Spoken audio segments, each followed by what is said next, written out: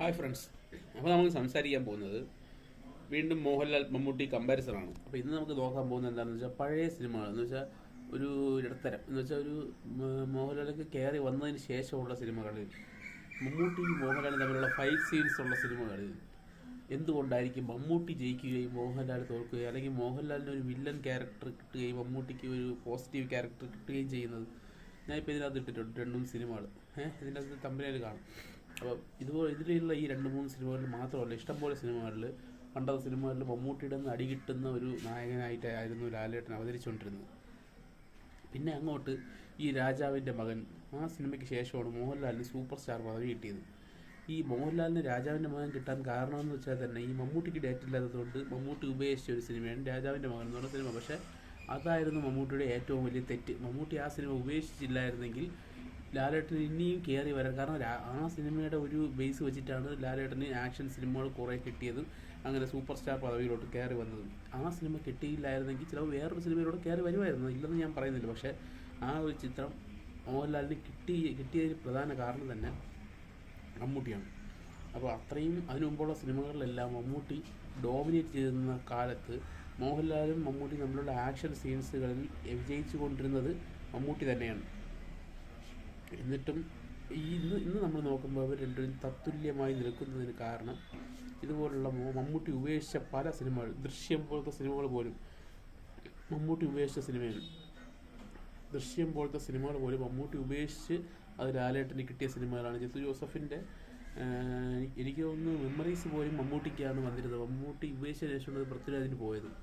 അതുപോലുള്ള ചിത്രങ്ങൾ പോലും മമ്മൂട്ടി കുറേ സിനിമകൾ ഉപേക്ഷിച്ചിട്ടുണ്ട്. എന്ന് വെച്ചാൽ നല്ല നല്ല സൂപ്പർ ഹിറ്റ് സിനിമകൾ. കാരണം പുള്ളിക്ക് ഡേറ്റ് ഇല്ലാത്തത് കൊണ്ടായിരിക്കും, ചിലപ്പം സെലക്ഷൻ മോശമായതുകൊണ്ടായിരിക്കും ആ സമയത്ത്. പക്ഷേ അതുപോലുള്ള ആ റോളുകൾ വേറെ നടന്മാർ ഏറ്റെടുത്ത് വലിയ ഗംഭീരമായിട്ടുണ്ട്. അതിൻ്റെ വീഡിയോ പിന്നെ ഇടാം.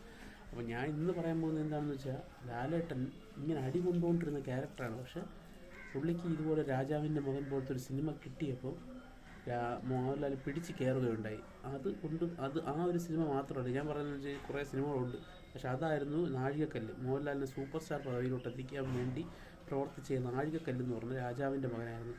അതുവരെയുള്ള സിനിമകളിൽ മമ്മൂട്ടിയുടെ കയ്യിൽ നിന്നും സിനിമ ഞാൻ പറഞ്ഞതുപോലെ മമ്മൂട്ടി ഡോമിനേറ്റ് ചെയ്തിരുന്ന മമ്മൂട്ടി മോഹൻലാലിൻ്റെ സിനിമയിലുണ്ടെങ്കിൽ പോലും ഡോമിനേറ്റ് ചെയ്തിരുന്ന മമ്മൂട്ടിയാണ്. ഒരു സിനിമയെ പോയി ഇന്നത്തെ കാലത്താണെങ്കിൽ പോലും ഒരു സിനിമയിലും മോഹൻലാൽ മമ്മൂട്ടി ഒരുമിച്ച് അഭിനയിച്ചിട്ട് മമ്മൂട്ടി താഴ്ന്നു കൊടുക്കുന്ന ഒരു സിനിമയും വരില്ല. കാരണം മമ്മൂട്ടി അങ്ങനത്തെ സിനിമകൾ സെലക്ട് ചെയ്യില്ല. ഇപ്പം തന്നെ നമ്മുടെ മഹേഷ് നാരായണൻ്റെ സിനിമ വന്നിട്ടുണ്ട്. നിങ്ങൾ കാണുമ്പോൾ അറിയും, നിങ്ങളിപ്പോൾ ഇപ്പോഴേ ഞാൻ പറയുകയാണ്, അതിനകത്ത് ഒന്നീ മമ്മൂട്ടി മോഹൻലാൽ തുല്യമായിരിക്കും.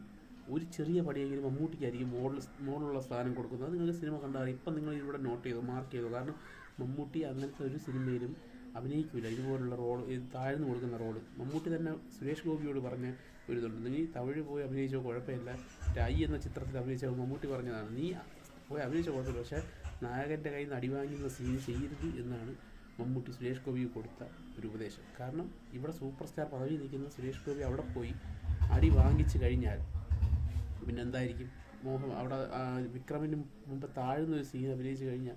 പക്ഷെ ആ ഒരു ഇതുപോലും ലാലേട്ടൻ കാണിച്ചില്ല. കാരണം ജില്ല എന്ന സിനിമയിൽ പോയിട്ട് വിജയൻ്റെ കയ്യിൽ നിന്ന് ചവിട്ട് വാങ്ങിച്ച സീനുകളുണ്ട്.